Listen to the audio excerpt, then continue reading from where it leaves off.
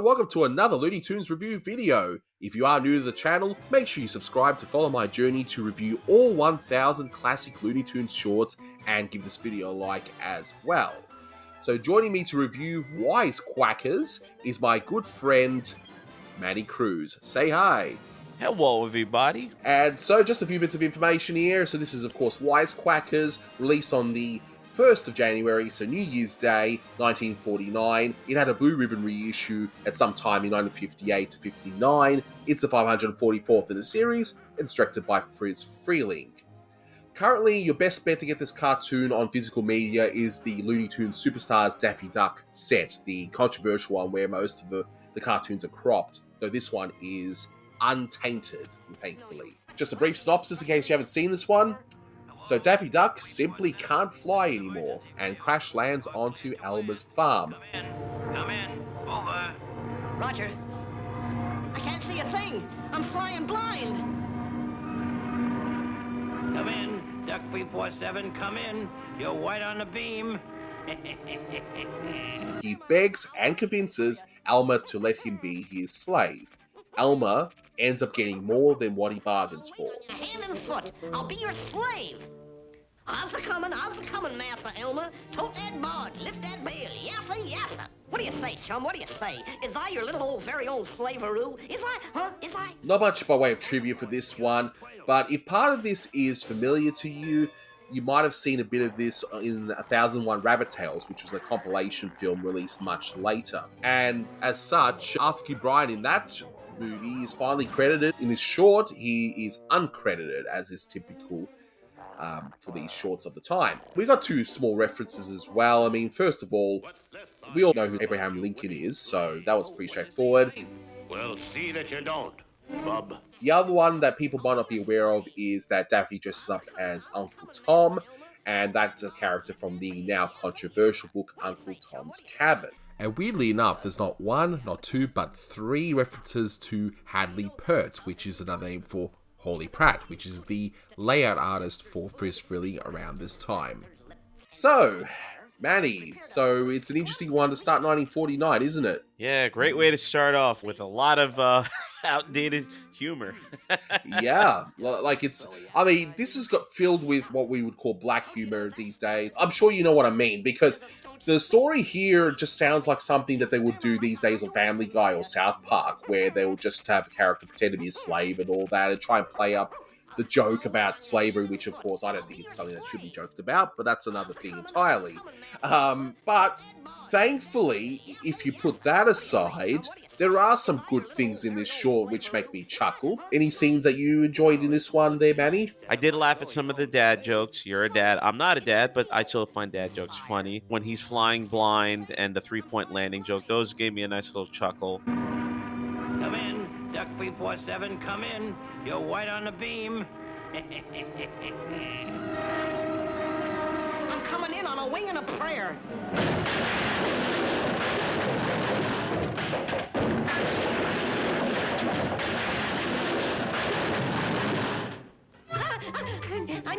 I made it. A perfect three-point landing.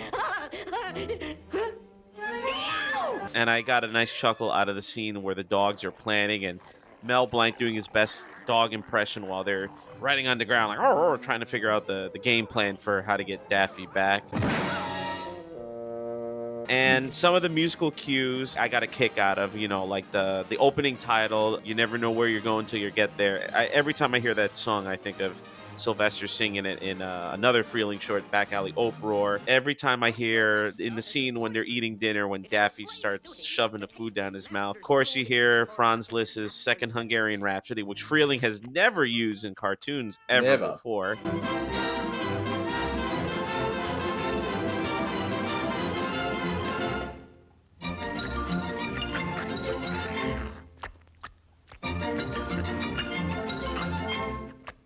And a nice little snippet of a Figaro's aria from the Barber Seville, another animation classic. But I mean, besides that, nothing else really came to my mind when it came to funny. I mean, there were two interesting things animation-wise I noticed. One of them was, I think, again, it's Pete Burness doing the animation near the beginning of the scene, right when Daffy is like trying to convince Elmer to take him.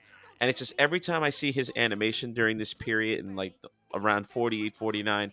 I know I pointed it out, the scene from Haredevil Hair when Bugs is talking to K9. But in this scene, it's like, I think I recognize that it's Pete Burness again because it's so different from other animators at the studio. And again, like you see it in Jones and stuff, you see it in Freleng stuff, and it's like it stands out.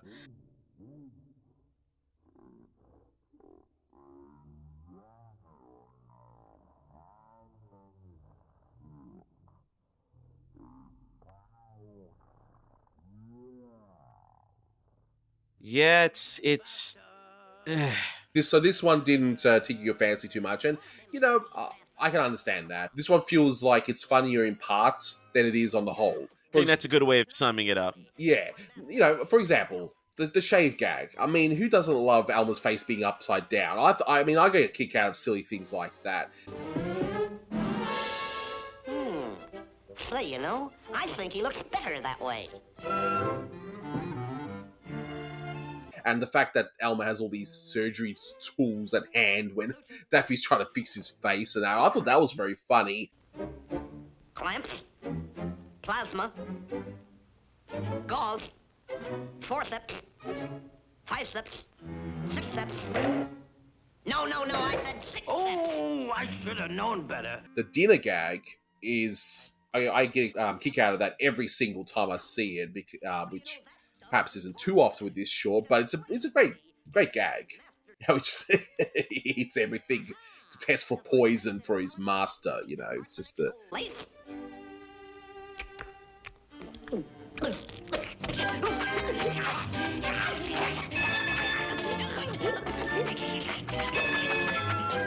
Nope, guess I was mistaken. But one can't be too careful. You may indulge yourself, master. The Abe Lincoln scene at the end, especially the Massa scene, the unfortunate scene there, is usually edited for TV when this is shown, which, and rightly so, but then, does that mean that the Abe Lincoln thing would not make sense at all? I would think. It'd be a very weird edit if you remove the actual context of why there's Abraham Lincoln there. What's this about you with slaves and all that? One thing we can both agree on is the terrible title.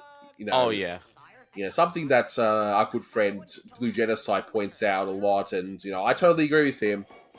Friz Freleng has some of the worst titles for his cartoons, like Wise Quackers. Like there's another cartoon I think called Wise Quacks. It's like, come on, come on. How am I supposed to remember that? I'm getting old. Can you please make it a little easy? Can you make it a little easier for us? There's really not too much to talk about this one. I mean, what would you rate this one? I was going back and forth between a number, but now after talking about it more, it's like I just had to lower it even further. This is a 5 out of 10 for me. Wow. Yep. I was going to give it about 6.5. Only because those few gags that did work for me, like I said, the dinner gag and the shaving gag, and those dogs as well, as you point out, which that bit was in the 1001 Rabbit Tales, by the way, that bit in the Daffy Duck Crashland bit. But this one, not a great start for 1949. It's not the worst I've seen, but I think it's forgettable. I mean... Yeah, it's man. Oh, and before we forget, the slave joke and the Lincoln joke at the very end of the cartoon, of course, Freleng reused it again in Southern Fried Rabbit. And again, that scene is usually cut out of TV. But I think it was used better there than it was here, because this one ends the cartoon and it ends it flat, whereas that joke, even though it's not the most appropriate joke, it fits better within the middle of the cartoon in that one. So yeah, I totally agree. So we'll wrap this one up here. Let us know what you guys think of this particular cartoon. Do you think we're perhaps harsh on it? Do you find this one funny, maybe in a I guess Family Guy or South Park kind of way? Or do you think it falls flat, which is what we're thinking of? So that'll do it. So thanks very much for listening, guys. And until next time, take care. Toodles.